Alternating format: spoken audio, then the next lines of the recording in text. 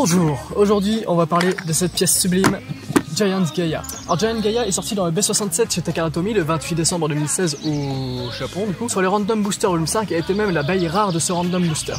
Celle-ci c'est pas elle, elle a la même couleur, elle est très ressemblante à l'original mais c'est la deuxième recolor, celle du Random Booster Volume 9, celui de Beat Kukulkan où elle était accompagnée de 8 Underquake. Dans l'anime, Gaia appartient à un personnage que j'apprécie beaucoup mais qui s'est volatilisé dans la mémoire de tout le monde j'imagine, j'ai nommé Gabe Blunai Digu Shagaki. Passons à la pièce, outre vous dire que si je devais créer une planète je la ferais de cette couleur, sinon le graphisme j'arrive pas à bien trouver. En fait Giant est l'abrégé de gigantique et qui veut dire gigantesque et Gaia est la déesse mère. Gaia veut entre autres dire terre. Gaia est la personnification de la nature. Quand on dit prier pour Gaia, ça veut dire qu'on remercie la terre mère. Et sur cette baie, je vois très peu de choses de tout ça. Les lames dont on va reparler sont semblables à des cailloux, donc la référence à la nature est bien là. Mais alors, le type qui est représenté dessus, j'ai aucune idée de qui c'est.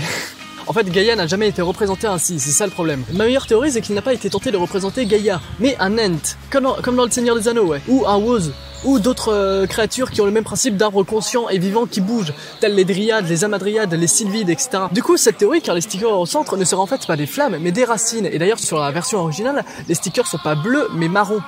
Et les stickers en haut sont assez désordonnés, ce qui explique que ce qu'on voyait comme un casque sera en fait des branches qui s'étendent avec la hauteur, avec l'expansion de l'arbre. De surcroît, toutes les créatures dont je parle, sauf les figures féminines, ont toujours été représentées avec un visage aussi renfoncé et énervé en quelque sorte. Voilà, on peut également voir des fissures pour accentuer l'effet de cailloux sur les lames. Et enfin, on verra 2 fois la lettre G sur le layer. Elle deviendra Giga Gaianan G2 chez Hasbro. Passons à la technique. Alors ce layer est à rotation droite et on voit 8 lames qui font la périphérie de ce que j'appellerais le pilier central. D'ailleurs ce layer est en symétrie centrale. Toutes les lames sont en miroir. Donc en vrai on en a que 4 à analyser. Donc la plus petite des lames fait 5 mm de hauteur et 4 de largeur. Sachant que toutes celles d'après seront toujours un peu plus grandes. Donc cette lame est droite, perpendiculaire à la baie et à la hauteur moyenne du layer. Deuxième lame, elle fait 6 mm de hauteur et 5 de largeur. Elle est comme la première, juste un peu plus massive. Troisième lame, elle fait 7 mm de hauteur et 6 de largeur. Elle est comme les autres, juste un peu plus massive, mais elle est significativement plus bas par rapport aux autres. Genre un décalage d'1,5 mm en dessous par rapport à la première. Et dernière lame, elle fait 8 mm de hauteur et 8 de largeur. C'est la plus importante, la plus massive, et elle est inclinée vers le haut, donc elle a un potentiel de smash très intéressant. Et d'ailleurs, son attaque la plus mémorable dans l'anime est faite avec cette lame justement. Au fait, fidèle au dual layer, les lames sont creuses. Bien, passons aux mesures. Pour les diamètres du layer, le petit se place sur la deuxième lame ici et fait 4,7 cm. Le plus long se place sur l'extrémité de la troisième lame et fait 5,1 cm, avec une moyenne de diamètre partout autour de 4,9 cm, ce qui est assez élevé pour un dual layer. Après on connaît la suite, les GT sont arrivés et ont tout défoncé, mais n'empêche que ça reste assez haut. Au niveau des écarts entre les lames, les 2 premières sont très peu espacées, donc ça entame une attaque de barrage. La troisième ayant le diamètre plus grand et donc une force en périphérie plus grande, elle viendra donner un premier grand coup pour mettre la baie adverse à distance afin que le point d'impact le plus énorme vienne potentiellement l'éjecter. Je parle du pilier central, c'est le plus énorme, notamment par l'angle du point de contact. Plus l'angle sera resserré sur lui-même, plus la force de frappe sera grande. C'est pas le seul facteur à prendre en compte pour calculer la force d'une lame, mais c'est important et facile à visualiser. Je complète en réitérant. Juste après le point de contact du pilier central, on a une surface lisse. Donc endurance et défense sont à la hausse. Surtout qu'on peut voir qu'elle fait bordel d'1 cm de haut. C'est dans les meilleurs des dual layers. Et même comparé au Chosed où j'étais, ça reste une hauteur ou plutôt une épaisseur respectable. Ensuite on en vient aux lames. Donc il y a quand même 8 mm qui séparent la première du pilier central. Donc même pour une petite lame, ça doit donner un sacré coup. On enchaîne directement avec la deuxième qui est très proche donc du barrage. Ensuite la troisième qui est très basse. Donc je rappelle que ça donne un énorme coup en upper. Et enfin la dernière lame, mais malheureusement son angle est très large et très proche de la précédente, donc elle ne mettra que peu de gros coups et agira plus en défense, j'imagine. Et enfin le point de contact ultime, le pilier central qui viendra faire des éjections de stadium de temps à autre. Vraiment savoureux tout ça. Je rappelle que les lames sont à des hauteurs différentes et très irrégulières. Donc on avait déjà vu un layer qui attaquait à toutes les hauteurs, Jail Jormungand. Mais là où la hauteur des lames de Jormungand évolue de façon régulière et petit à petit, Gaia est vraiment irrégulière et volontairement bordélique quelque part. Du coup ce layer en combo stock dans le Random Booster Volume 5 est avec Quarter et Fusion. Le but de ce combo étant de tout faire pour jouer avec les lames à toutes les hauteurs. Le disque Quarter ayant un poids sur un côté aléatoire du disque, la toupie en rotation elle chancelle, elle oscille. Du coup on joue avec la hauteur. Et Fusion pourra faire toujours mieux osciller car sur le haut de sa micro-bille, elle peut prendre des angles nouveaux avec Quarter. Et je me dis que si on veut jouer avec les angles, à l'époque on avait juste Quarter et Fusion, aujourd'hui on peut avoir des angles différents possibles avec un plus large panel de pièces comme White, Merge, Quest, Dimension, Rise.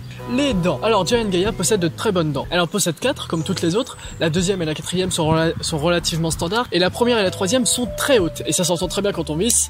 Il y a un moment où c'est plus dur. Ou des vis, du coup. Mais voyez-vous, même en sachant tout ça, même en ayant étudié et expliqué moi-même efficacement, j'espère, l'intégralité des caractéristiques techniques de cette pièce, j'ai aucune idée de comment la jouer.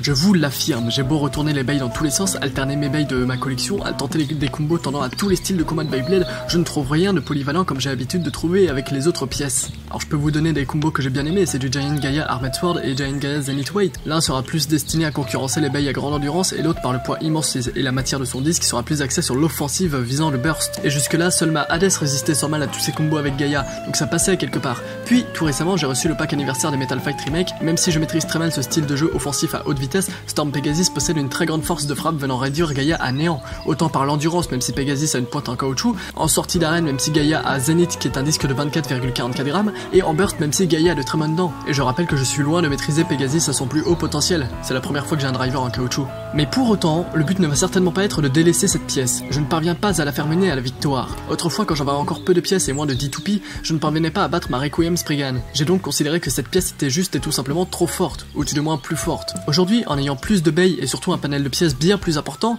la voilà en train de perdre contre une Aquila en combo stock. Et la voilà en train de se faire sortir par Minoboros. Et Dead Hades, tiens. Donc je m'étais trompé sur le fait qu'on ne peut pas battre Requiem Spriggan. Pourquoi aujourd'hui, avec le scénario de l'exact inverse qui se produit, je devrais reproduire la même erreur de jugement? Alors les raisons de mes difficultés à l'époque pour battre Spriggan sont je pense toujours valables pour la situation actuelle. Je peux encore me dire que je n'ai toujours pas suffisamment de pièces, parce que j'ai en réalité un troisième combo qui je pense fonctionne très bien. Avec mes tests et déductions, j'ai remarqué que paradoxalement au fait de jouer avec la hauteur, Gaia agit bien avec les disques créant de la stabilité avec du poids descendant tel vertical ou down. Et selon des questions de mobilité offensive et d'endurance, selon mes tests avec des drivers tels Sword, Axel ou Wedge, le combo serait un Giant Gaia Polish Iron, mais je n'ai pas ces deux dernières pièces. Ce combo est peut-être la solution, mais je ne peux créer cette solution pour le moment. D'ailleurs, en théorie, tous les combos sont potentiellement la solution recherchée. Après, ça peut également venir du lanceur. Je n'ai eu jusque-là que des lanceurs qui vont plus aisément tirer plus fort une toupie lourde qu'une toupie légère. Alors vu que le poids n'est clairement pas ce qui m'intéresse prioritairement dans mes combos, c'est fort agaçant que mes combos avec Gaia jouent entre autres avec la vitesse de rotation. Plus important que le lanceur, ça peut venir du facteur humain. Ça peut venir de moi. Loin d'être infaillible dans mes réflexions, c'est d'autant plus vrai dans mes déductions au Beyblade. Je ne lance peut-être pas comme il faut, je n'ai clairement pas tout tenté avec Gaia. Là n'est pas le but de la vidéo d'ailleurs. Je vous parle d'un constat. Là où pour mes autres layers, avec le même temps d'investissement, j'avais déjà trouvé ses forces et j'essayais déjà de leur faire atteindre plus loin leur potentiel, or là je semble bien plus galérer avec Gaia. Elle demande sans doute une plus grande maîtrise. C'est d'ailleurs dans la définition des types équilibres d'ailleurs. Mais alors, pourquoi faire cette vidéo alors? Pourquoi faire cette vidéo sur une pièce que moi-même je maîtrise très mal? J'aurais beau la décrire esthétiquement et physiquement, sans avoir compris comment elle fonctionne, je n'ai en réalité rien à vous partager.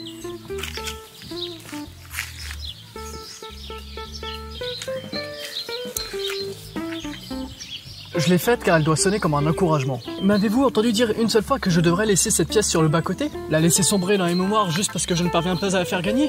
Donc un encouragement pour vous à essayer à fond, corps et âme, de comprendre n'importe laquelle des pièces que vous ne parvenez pas non plus à faire mener à la victoire. Et en aucun cas à la mettre en exposition sans plus jamais y toucher. Par ailleurs, je vous le dis comme ça, mais celui qui maîtrisera parfaitement une Giant Gaia Quarter Fusion, vu la complexité du truc, il pourra légitimement être considéré comme le meilleur des bladers. Selon moi, toujours. Voilà tout. Je vais tout de même vous offrir des battles à l'improviste et on va tout de même essayer de toujours un peu mieux comprendre comment fonctionne cette pièce. Donc, alors j'étais supposé commenter ces battles en direct, mais vu qu'il y avait des travaux chez moi au moment de tourner ces battles, je me retrouve en voix off. Donc j'ai répertorié des petits combos qui sont donc supposément sympathiques avec Gaia. Donc on commence avec une Giant Gaia Jerk Massive contre une Victory Valkyrie 7 Zephyr. Alors Massive est connue pour son mauvais ressort, mais là c'est même pas ça qui va me déranger, c'est qu'elle a très peu de friction au stadium, donc elle va se faire éjecter. Et elle va aussi se faire avoir à l'endurance vu que Jerk a un très mauvais lad du coup, vu que c'est en caoutchouc du coup.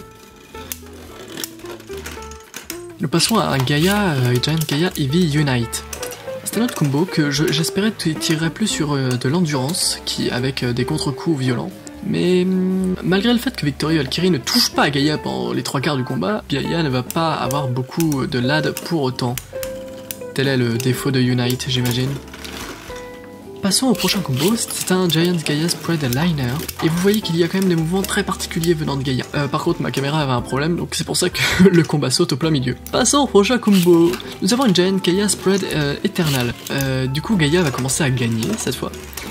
Mais il y a un truc un petit peu factice avec ce combo, c'est-à-dire que j'ai plus l'impression que Gaïa va gagner uniquement grâce au LAD incroyable de Eternal, plutôt qu'à ses propres forces que j'essayais d'exploiter convenablement. Nous avons ici un autre adversaire, c'est Beast Behemoth Central Destroy Dash. Toujours avec Exploit Eternal pour Gaïa. Passons au prochain combo, nous avons une Giant Gaia 11 Quick Dash. Alors cette fois, on est sur de l'offensive à très grande vitesse. Je suis toujours très impressionné par ces mouvements de Quick Dash que j'ai pu un petit peu mieux tester depuis que j'ai tourné ma vidéo. Donc nous pouvons comprendre cette fois le potentiel d'attaque de Gaïa. Donc nous voyons qu'elle défonce Victory Valkyrie.